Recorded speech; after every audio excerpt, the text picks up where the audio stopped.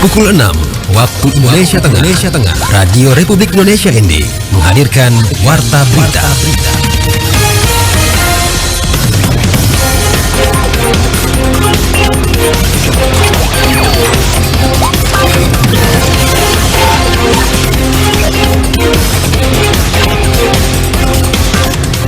Saudara, selamat pagi. Anda mendengarkan Warta Berita Daerah RRI ND edisi Jumat 18 April 2025.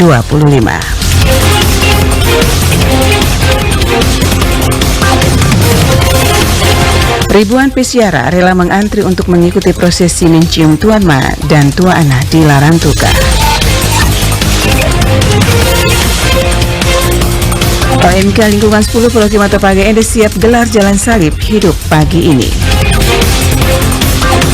Inilah berita selengkapnya bersama saya, Antonia Nona.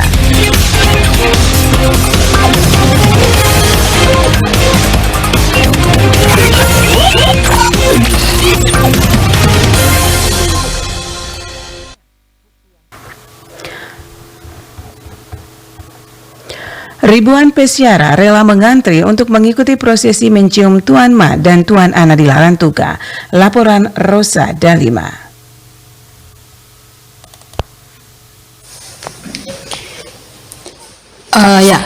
Saya Mia Margareta, warga Desa Keringat, Kecamatan Talibura, Kabupaten Sika. Kami memang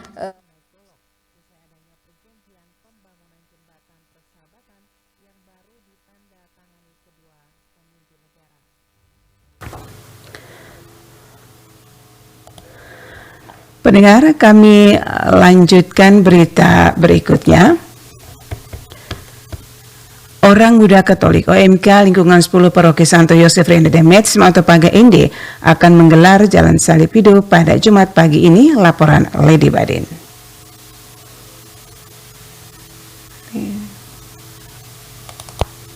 Kegiatan Jalan Salib Hidup ini mengangkat tema Salib Kristus Sahabat Pengharapan dan akan diperankan oleh anggota OMK serta sekami lingkungan 10 Paroki Mautapaga ND. Kepada RRI, Ketua OMK Lingkungan 10 Paroki Mautapaga ND, Susana Melinda Jessica Ngaga menyampaikan bahwa pementasan Jalan Salib Hidup ini bukan sekedar bentuk devosi, tetapi juga sebagai sarana pewartaan iman. Ia menambahkan bahwa persiapan kegiatan telah berlangsung selama 1 bulan dengan melibatkan banyak pihak dan berharap dukungan umat agar pelaksanaannya berjalan lancar dan membawa berkat. Semua OMK lingkungan itu tuh membuat jalan salib tematis untuk setiap 15 lingkungan. Jadi untuk kami lingkungan 10 ini kami membuat jalan salib hidup begitu. Jalan salib ini kami pilih supaya macam kayak menarik ini anak-anak, supaya anak-anak juga ikut banyak terlibat, keluarga muda juga banyak terlibat ikut gitu kami. Ya, harapan dari kami semoga sukses ini jalan salib hidup ini. Terus banyak juga orang tua bisa mendukung juga. Maria Margareta Rini Making selaku penulis naskah tablo dan pendamping OMK menegaskan bahwa tema yang diangkat syarat akan makna persaudaraan dan solidaritas. Dirinya ingin agar lewat pementasan Jalan Salib Hidup ini umat diajak mengingat pentingnya kasih persaudaraan di tengah keluarga, lingkungan, dan juga gereja. Ia juga mengajak umat untuk semakin peduli kepada sesama tanpa membedakan agama, suku, dan budaya. Kami mengangkat tema Salib Kristus sebagai sahabat peziarah pengharapan, bukan cuma untuk sesama umat Katolik, tetapi semua umat manusia yang ada khususnya di masyarakat Kota ND yang memang sungguh mengangkat toleransi sebagai isu yang sangat menarik. Jadi kami semua mengharapkan bahwa di tengah keberagaman, kasih persaudaraan jangan pernah luntur. Pesan khususnya bahwa kita harus terus menggalang kasih persaudaraan di tengah keluarga, suami, istri, anak, keluarga muda, dan keluarga-keluarga yang sudah lanjut usia, juga tetap menjadi sahabat untuk bersiara bersama menjalani kehidupan ini. Kegiatan Jalan Salib Hidup ini diharapkan menjadi momentum pembinaan iman bagi generasi muda Katolik dan juga mempererat kebersamaan umat di lingkungan 10 Paroki Mautapaga ND, serta membangun semangat toleransi dan cinta kasih dalam kehidupan bermasyarakat. RRI ND, Lady Badin melaporkan. Ribuan peziarah rela mengantri untuk mengikuti prosesi mencium Tuan Ma dan Tuan Ana di Larantuka. Laporan Rosa Dalima. Silakan Rosa. Ribuan peziarah yang datang dari berbagai daerah di Indonesia memadati dan rela mengantri berjam-jam di depan Kapela Tuan Ma, Bunda Maria dan Tuan Ana Tuhan Yesus, Kamis 17 April 2025. Pantauan RRI umat Kabupaten Flores Timur dan para peziarah dari luar daerah rela berbaris dalam antrian panjang dan menunggu berjam-jam demi untuk mengikuti ritual cium Tuan Ma dan Tuan Ana. Dua kapela Tuan Ma dan Tuan Ana mulai dibuka sejak pukul 12.00 WITA hingga pukul 18.00 WITA.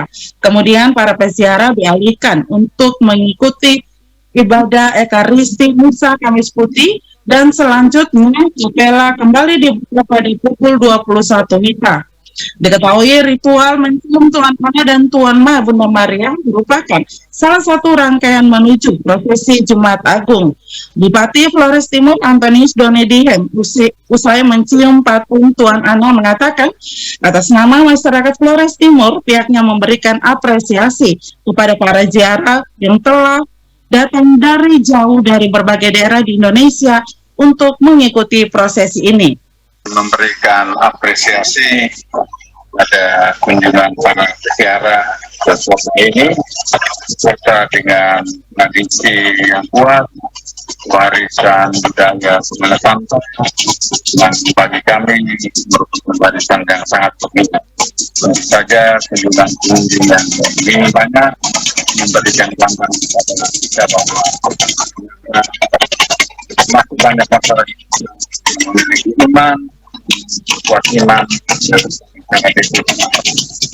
dan saya berharap situasi yang mereka lakukan ini kiranya besar ini bagi mereka. Kepada masyarakat Flores Timur, Bupati Donedihem meminta dan menghimbau untuk menerima para peziarah dengan ramah dan memberikan berbagai informasi yang dibutuhkan para peziarah selama berada di kota Larantuka. Dari Larantuka, Kota Renya, Rosa Dalima melaporkan. Kita beralih ke berita selanjutnya. Polres Manggarai Barat siagakan personil amankan Pekan Suci Pasca 2025. Laporan Epi Wahab. Mengerahkan sebanyak 191 personil gabungan untuk menjaga keamanan selama perayaan Trisuci. Kepolisian Resort Polres Manggarai Barat Nusa Tenggara Timur memastikan keamanan memasuki Pekan Suci Pasca 2025 dengan menerjunkan 191 personil gabungan dalam operasi Semana Santa Turangga tahun 2025. Hal ini dikatakan langsung Kasih Humas Polres Mabar Ibtu Eka Dharma Yuda kepada RRI. Mengerahkan sebanyak 191 personil gabungan untuk menjaga keamanan selama perayaan Trisuci mulai dari Kamis Putih, Jumat Agung, Sabtu Suci hingga Minggu Paskah. Mana pengamanan yang dilakukan tidak hanya melibatkan personil kepolisian saja, tetapi juga melibatkan aparat TNI, Pol PP, Dinas Perhubungan, Pramuka, dan remaja masjid. Dia juga menyampaikan pengamanan akan berlangsung selama 15 hari sejak 16 hingga 30 April 2025. Rekayasa lalu lintas pun akan dilakukan pada saat prosesi Jalan Salib Jumat Agung pada 18 April mendatang dari halaman kantor Bupati Manggarai Barat menuju Gereja Katolik Santo Petrus Senaru, Labuan Bajo. Rekayasa lalu lintas akan dilakukan pada saat Jumat Agung, di mana beberapa ruas jalan akan ditutup mulai dari pukul 06.00 sampai dengan 10 WITA. Antara lain di SMP 1 Komodo, lampu merah Waimata, pertigaan depan Polres Manggarai Barat, dan di depan Masjid Nurul Iman Senaru. Nantinya arus lalu lintas di jalan tersebut akan dialihkan melalui jalur Pasar Baru, Wenahi, belakang SMP 1 Komodo hingga belakang Polres, dan jalur Waicicu. Penutupan jalan tersebut dilakukan untuk mendukung prosesi Jalan Salib yang dimulai dari halaman kantor Bupati Manggarai Barat menuju Gereja Katolik Santo Petrus Senaru, Labuan Bajo. Polres Manggarai Barat sendiri menyiapkan 4 posko pengamanan dan 1 posko pelayanan guna menjaga keamanan dan ketertiban serta memberikan pelayanan kepada masyarakat selama Pekan Suci Paskah 2025. Masyarakat juga diminta untuk turut serta menjaga keamanan dan ketertiban selama Pekan Suci Paskah ini berlangsung. Dari Labuan Bajo, Epi Wahab melaporkan. Misa Kamis Putih di Gereja Maotopaga, Pastor Pit Bate SVD ajak umat Katolik untuk meneladani Yesus Kristus. Laporan Nikolaus Makumeli.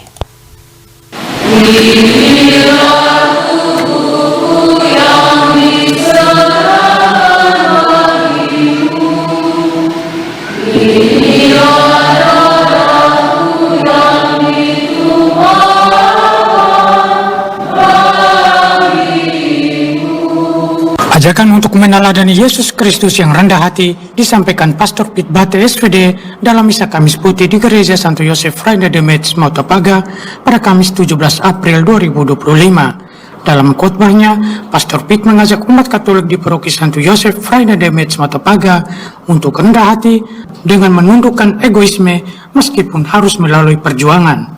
Menurutnya, apabila seseorang terpasung dengan sikap egoisme, maka daya yang mewarnai hidupnya adalah naluri dan bukan cinta. Rendah hati itu ternyata tidak mudah. Rendah hati itu memerlukan kemampuan ekstra untuk menundukkan egoisme. Egoisme yang selalu meluap dalam diri kita. Menjadi pribadi yang rendah hati itu memerlukan perjuangan. Kita ibarat seorang pahlawan diri yang senantiasa berjuang untuk memenangkan egoisme. Ketika kita terlanjur terpasung egoisme, daya yang mewarnai hasrat hidup kita adalah naluri, bukan cinta. Ditambahkan, Kamis Putih sebagai kenangan perjamuan terakhir, Yesus tetap menampakkan sikap yang penuh cinta dan rendah hati secara simbolis dengan membasuh kaki murid-muridnya. Dirinya berharap kepada umat Katolik di Paroki Santo Yosef Freunde de Metz Maotopaga untuk selalu setia melaksanakan 3 warisan yang ditinggalkan Yesus pada malam perjamuan terakhir, yakni Ekaristi Kudus, melayani, dan kerendahan hati. Yesus memiliki cinta yang tulus. Ia tahu bahwa ia datang ke dunia karena dorongan cinta. Cinta yang ingin menggapai manusia yang jatuh dan terkapar dalam dosa. Jadi cinta Yesus adalah cinta yang membebaskan, cinta yang menyelamatkan. Ketika mengadakan perjamuan terakhir dengan para muridnya, Yesus tetap menampakkan sikap ilahinya yang penuh cinta dan rendah hati.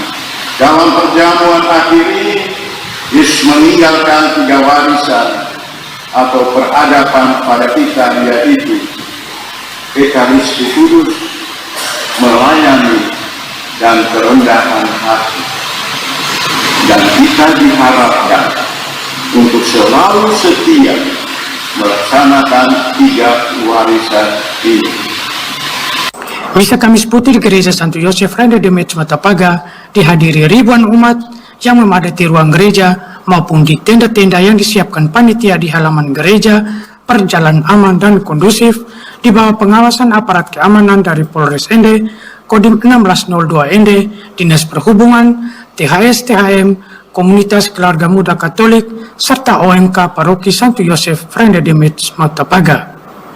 RRI Ende, Nikolaus Makumeli melaporkan.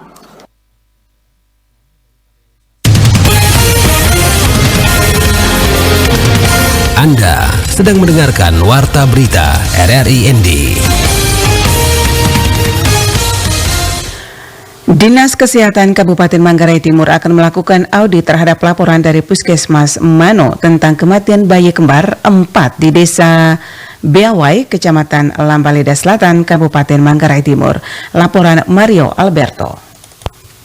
Dinas Kesehatan Kabupaten Manggarai Timur akan melakukan audit terhadap laporan dari Puskesmas Mano tentang kematian bayi kembar 4 di Desa Beawai, Kecamatan Lambaleda Selatan, Kabupaten Manggarai Timur. Kepala Dinas Kesehatan Kabupaten Manggarai Timur, Dr. Surip Tintin, mengungkapkan bahwa laporan tersebut masih dalam pemeriksaan tim audit untuk mengetahui kronologi kejadian. Tim audit akan mempelajari kejadian tersebut dari sisi medis, sosial budaya, dan berbagai sisi lainnya untuk mengambil sebuah kesimpulan. Kepala Puskesmas kebetulan kemarin sudah datang dan bertemu dengan Sekretaris Dinas Kesehatan sambil membawa laporan kronologi kematian bayi kembar 4 di Beawai ya. Untuk selanjutnya nanti dari laporan kronologi dari Puskesmas tersebut akan dibahas oleh tim audit maternal perinatal Kabupaten. Setelah tim audit maternal perinatal Kabupaten yang timnya ada di Dinas Kesehatan itu akan mengkaji kira-kira langkah apa yang akan dibuat oleh kabupaten maupun puskesmas di dalam menyikapi masalah yang ada. Dan kita mempelajari terutama dari sisi medisnya dulu, kemudian sisi sosial budaya, dan dari berbagai sisi tersebut kita akan mengangkat kesimpulan-kesimpulan. Salah satunya adalah bagaimana kasus tersebut dari hasil laporan dan penelusuran itu ada mungkin kekeliruan atau kekurangan dari kami sebagai teknis medis ya. Kita juga melihat bagaimana dari sisi masyarakat, perdayaannya, bagaimana peran serta masyarakat di dalam penanganan kasus kesehatan ibu dan anak ini. Dalam pengkajian kasus tersebut, Dinas Kesehatan Kabupaten Manggarai Timur juga akan meminta dokter spesialis anak dan kandungan untuk memberikan saran dan masukan serta solusi terhadap permasalahan tersebut. Di dalam pembahasan ini juga kita akan meminta praktisi medis yaitu dokter spesialis anak dan kandungan untuk memberi masukan di dalam kasus yang kami alami ini. Nah, ini penting juga untuk memberikan masukan-masukan mengenai sisi medisnya, juga masukan-masukan solusi manakala ada hal yang perlu diperbaiki dari sisi teknis medis. Dinas Kesehatan Kabupaten Manggarai Timur juga berharap masyarakat dapat mengikuti arahan dari petugas medis dan tidak menunda-nunda penanganan medis. Harapan kami dari sisi masyarakat harus menganggap bahwa ibu hamil, apalagi petugas sudah memberikan arahan dan menemukan adanya suatu hal yang perlu ditangani lebih lanjut oleh dokter spesialis kandungan misalnya ya, tidak menunda-nunda begitu. Jadi masyarakat mengikuti arahan petugas yang ada di lapangan, karena ini penting sekali untuk kedepannya. Kita merencanakan, misalnya dokter spesialis kandungannya mengatakan ini tidak bisa bersalin di rumah, apalagi di rumah ya, di puskesmas juga tidak bisa, ini harus di rumah sakit. Dengan pendekatan komprehensif, Dinas Kesehatan berharap dapat menemukan solusi untuk meningkatkan kualitas pelayanan kesehatan di Kabupaten Manggarai Timur. Audit ini juga diharapkan dapat memberikan jawaban atas pertanyaan masyarakat tentang kejadian kematian bayi kembar 4 tersebut dan menjadi acuan untuk perbaikan pelayanan kesehatan di Kabupaten Manggarai Timur. Dari Manggarai, Mario melaporkan. Bupati Sika secara resmi meluncurkan program Kepesertaan Jaminan Kesehatan Nasional JKN yang dibiayai oleh pemerintah daerah Kabupaten Sika melalui APBD tahun 2025. Selengkapnya Ferry Soo melaporkan. Bupati Sika Juventus Prima Yoriskago secara resmi meluncurkan program Kepesertaan Jaminan Kesehatan Nasional atau JKN yang dibiayai oleh pemerintah daerah Kabupaten Sika melalui APBD tahun 2025. Langsung ini berlangsung di Aula Kantor Desa Mahaikelan, Dusu Magiramut, Kecamatan Waigete, Kabupaten Sika, Selasa 15 April 2025. Peluncuran ditandai dengan penyerahan simbolis kartu kepesertaan JKN kepada perwakilan masyarakat penerima manfaat. Dalam sambutannya, Bupati Juventus menegaskan bahwa Universal Health Coverage bukan sekedar soal cakupan peserta, tetapi juga soal kualitas pelayanan. Bupati berharap masyarakat tidak hanya sekedar memiliki jaminan kesehatan, tapi juga harus merasakan kemudahan, kecepatan, kenyamanan, dan kepastian dalam pelayanan kesehatan. Kita bantu koordinasi jaminan kesehatan untuk masyarakat di Kabupaten Sika ini tetap menjadi prioritas pemerintah, yaitu dengan dialokasikannya anggaran 2025 untuk bantuan iuran bagi masyarakat miskin dan tidak mampu sebesar 27.955.200.000 rupiah. Bupati juga menambahkan bahwa proses pendaftaran kini dipermudah. Masyarakat cukup membawa fotokopi KTP, terdaftar dalam data terpadu kesejahteraan sosial, dan belum memiliki jaminan kesehatan aktif lainnya. Untuk berobat di fasilitas kesehatan cukup menunjukkan KTP atau kartu keluarga. Bupati Juventus mengajak seluruh unsur pemerintah, tenaga medis, dan tokoh masyarakat untuk bersama-sama mengawal dan mensosialisasikan program ini. Anggaran yang dialokasikan melalui anggaran pendapatan tahun 2025 ini untuk membiayai iuran jaminan kesehatan merupakan bentuk subsidi penuh dari pemerintah daerah agar masyarakat tidak lagi terbebani, bahwa seluruh warga tanpa terkecuali memiliki akses terhadap pelayanan kesehatan yang memadai, baik di puskesmas, rumah sakit, maupun fasilitas kesehatan lainnya. Sampai dengan April tahun 2025, jumlah peserta yang telah memiliki jaminan kesehatan adalah 261.053 jiwa. Sementara itu, Kepala BPJS Kesehatan Kabupaten Sika, Dr. Dina Anjayani MPH menyampaikan bahwa hingga 1 April 2025, cakupan kepesertaan JKN di Kabupaten Sika telah mencapai 98,33%. Hal ini merupakan pencapaian luar biasa dan bukti nyata komitmen pemerintah dalam memastikan hak masyarakat atas pelayanan kesehatan yang layak dan bebas biaya. Turut hadir dalam acara tersebut anggota DPRD Kabupaten Sika, pimpinan perangkat daerah, Camat Waigete, Kepala Puskesmas Waigete, para kepala desa, BPD, dan masyarakat Kecamatan Waigete. RRI ND Feriso melaporkan. Yayasan Ayo Indonesia mendorong pengelolaan data penyandang disabilitas secara inklusif di tingkat desa di Manggarai Timur. Laporan Suimam.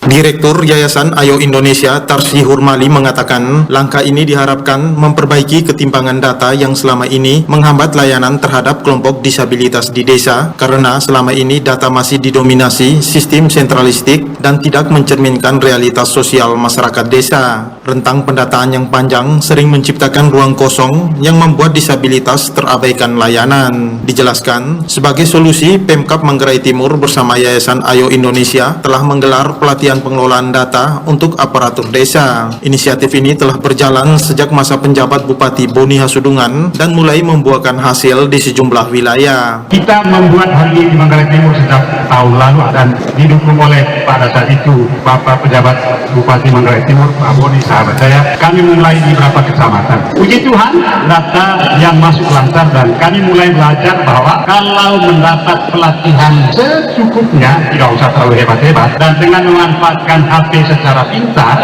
staf desa atau kader desa bisa mengumpulkan data. Hasilnya terkumpul per hari ini 1.960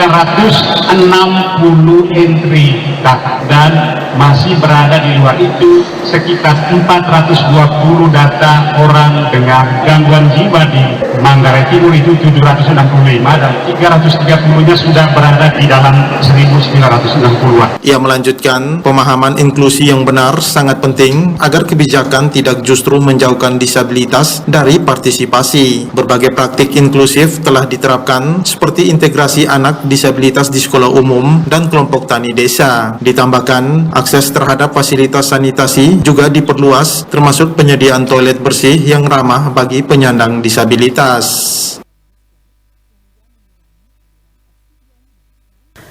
Berita terakhir, sebanyak 475 personil gabungan siap untuk pengamanan perayaan Paskah 2025 di seluruh gereja dan wilayah Kabupaten Inde. Laporan Rovinus Wula.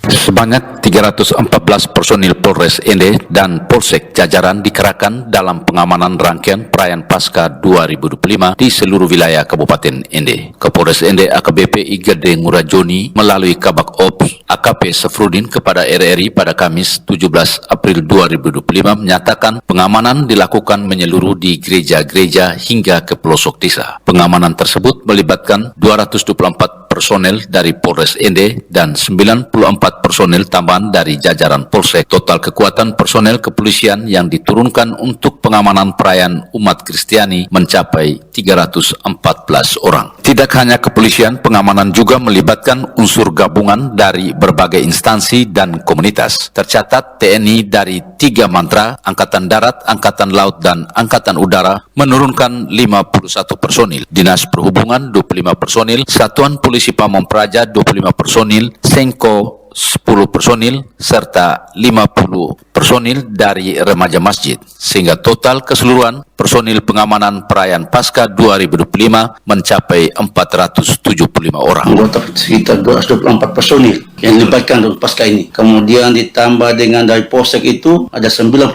personil. Jumlah anggota Polri yang untuk Polsek ini yang melaksanakan pengamanan Paskah ini 314 personil. Sedangkan kita melibatkan juga TNI juga. TNI itu gabungan TNI itu Angkatan Darat, Udara, sama Laut itu ada 51 personil. Kemudian di Sub itu 25 personil, Senkom 10, kemudian remaja masjid itu 50 personil, dan kemudian Pol PP 25 personil. Untuk pengamanan Paskah tahun ini. Kemudian himbauan kami untuk masyarakat supaya kita sama-sama menjaga keamanan, baik itu agama Nasrani maupun yang Muslim atau non-Nasrani Muslim. Kita sama-sama menjaga keamanan untuk Kabupaten Ende ini sebelum Paskah. AKP Saprudin menegaskan bahwa sinergisitas lintas sektor menjadi kunci suksesnya pengamanan kegiatan keagamaan. Ia mengajak seluruh masyarakat baik yang beragama Nasrani maupun Muslim untuk bersama-sama menjaga suasana aman dan kondusif selama masa Paskah. Menurutnya, keamanan menjadi tanggung jawab bersama, bukan hanya aparat. Guna menjaga stamina petugas di lapangan, klinik Polres Ende menyediakan layanan kesehatan langsung di setiap pos pengamanan. Petugas medis akan memantau kondisi anggota yang bertugas maupun piket di pos-pos yang telah disiapkan. Pihaknya juga telah plotting personel untuk seluruh gereja baik di kota, kecamatan maupun di desa-desa. Semua lokasi ibadah menjadi prioritas pengamanan. Lebih lanjut, ia mengatakan Polres Ende juga menyiapkan unit kecil lengkap untuk melakukan patroli dan sterilisasi di lokasi-lokasi strategis. Upaya ini dilakukan untuk mengantisipasi segala bentuk gangguan Kamtipmas. Pihak kepolisian tidak segan-segan menindak tegas oknum yang mencoba mengganggu jalannya perayaan Paskah. RRI Eder Finsfula melaporkan. Saudara, sekian warta berita daerah RRI Ende edisi Jumat 18 April 2025. Saya Antonia Nuna mengucapkan terima kasih, selamat pagi.